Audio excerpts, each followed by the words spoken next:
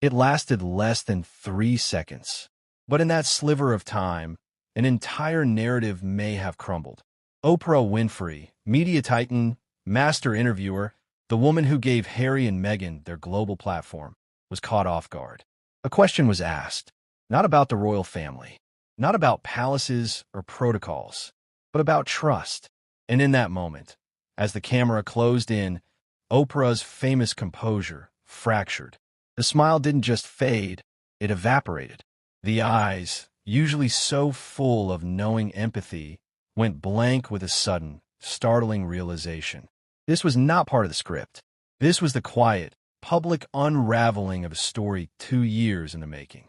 This is the moment the world started to believe that Meghan Markle might have lied for years. Narrator, to understand the weight of that silence, we have to go back to the beginning, to the sun-drenched garden in Montecito. March 2021. It was more than an interview. It was an event, a global spectacle, and Harry and Meghan came not just to tell their story, but to bear witness. Meghan, I just didn't want to be alive anymore. The accusations were devastating, delivered with a raw, trembling vulnerability. An unnamed royal, a figure cloaked in anonymity, had expressed concerns about how dark their son Archie's skin might be. A claim of staggering, institutional racism. Meghan, they were saying they didn't want him to be a prince because of his race? Narrator, she claimed she was denied help when she was suicidal, trapped by an unfeeling institution.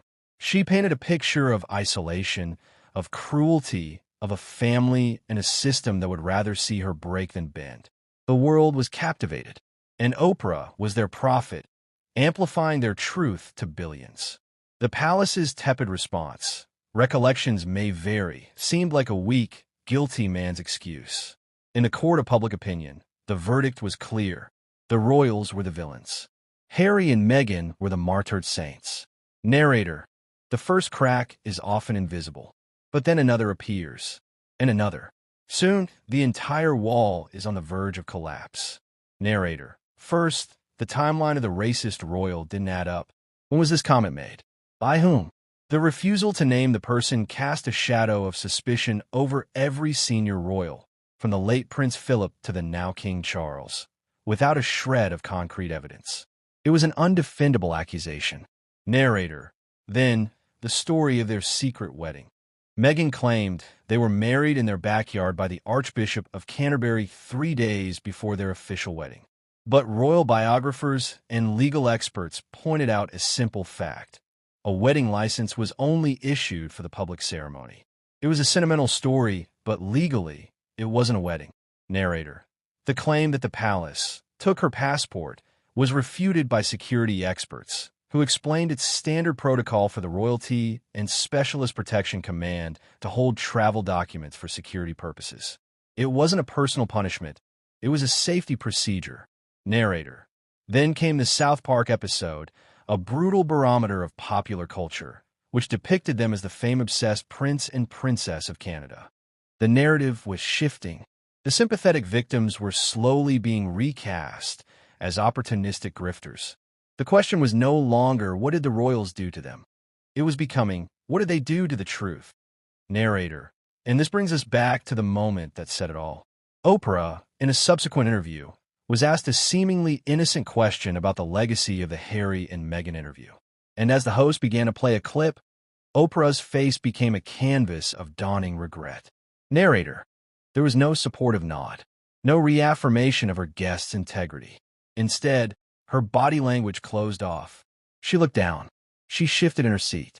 She offered a vague, carefully worded, lawyerly response. Soundbite of Oprah, if available, or narrator impersonating her tone. Narrator, as Oprah, one must always be open to new information. Context is everything. Narrator, it was a diplomatic retreat, but her face had already told the real story. It was the look of a master journalist who realized, too late, that she might have been a conduit for a narrative she didn't fully vet, that she had handed over her immense credibility to a story that was beginning to smell of fabrication. Her reaction wasn't just shock. It was a silent, public mea culpa. It was the moment the architect of the whole spectacle looked at her blueprint and saw the fatal flaws. Narrator: So, where does this leave us? Did Meghan lie for years? The evidence is no longer just in the conflicting stories or the debunked claims. It's now etched on Oprah Winfrey's face. Narrator: The fairy tale is over. The victim narrative has lost its power. While the royal family endures real crises, a king and a future queen battling cancer, the drama from California feels increasingly hollow, a performative tragedy staged for a skeptical audience. Narrator: Oprah's reaction was the final, definitive clue. It was the moment the world's most trusted interviewer silently confirmed our deepest suspicions. She didn't need to say a word. Her stunned silence, her averted gaze, her palpable discomfort. It was the most eloquent confession of all.